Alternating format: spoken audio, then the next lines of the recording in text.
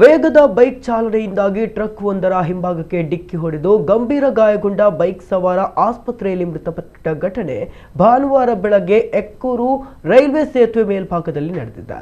ಮೂಲತಃ ಕೇರಳ ಪಾಣತ್ತೂರು ನಿವಾಸಿ, ಪ್ರಸ್ತುತ ಮಂಗಳೂರಿನ ಊರ್ವ ಚಿಲಿಂಬಿಯಲ್ಲಿ ವಾಸವಿರುವ 26 ವರ್ಷದ ಸುದೀಶ್ ಸಿಕೆ ಮೃತಪಟ್ಟ ಯುವಕ. ಮಂಗಳೂರಿನಲ್ಲಿ ಎಸಿ ಮೆಕ್ಯಾನಿಕ್ ಆಗಿ ಸುದೀಶ್ ಭಾನುವಾರ ಮುಂಜಾನೆ ಕೇರಳದ ಪಾಣತ್ತೂರಿನಿಂದ ತನ್ನ ಬೈಕ್ನಲ್ಲಿ ಮಂಗಳೂರಿಗೆ ಬರ್ತಾ ಇದ್ದಾಗ ಎಕ್ಕೂರಿನ ರೈಲ್ವೆ ಮೇಲ್ಸೇತುವೆಯಲ್ಲಿ ಸಾಗ್ತಾ ಇದ್ದ ಭಾರೀ ಗಾತ್ರದ ಏಚರ್ ಟಿಪ್ಪರ್ ಟ್ರಕ್ಗೆ ಡಿಕ್ಕಿ ಹೊಡೆದಿದ್ದಾರೆ. ಡಿಕ್ಕಿಯ ರಭಸಕ್ಕೆ ತಲೆಗೆ ಗಂಭೀರ ಗಾಯವಾಗಿದ್ದು ಸ್ಥಳೀಯರು ಆಸ್ಪತ್ರೆಗೆ ಸೇರಿಸಿದ್ದಾರೆ. ತೀವ್ರ ರಕ್ತಸ್ರಾವದಿಂದಾಗಿ ಯುವಕ ಸಾವನ್ನಪ್ಪಿದ್ದಾನೆ. ಮಂಗಳೂರು ದಕ್ಷಿಣ ಸಂಚಾರಿ ಠಾಣಾ ಪೊಲೀಸರು ಪ್ರಕರಣ ದಾಖಲಿಸಿಕೊಂಡಿದ್ದಾರೆ.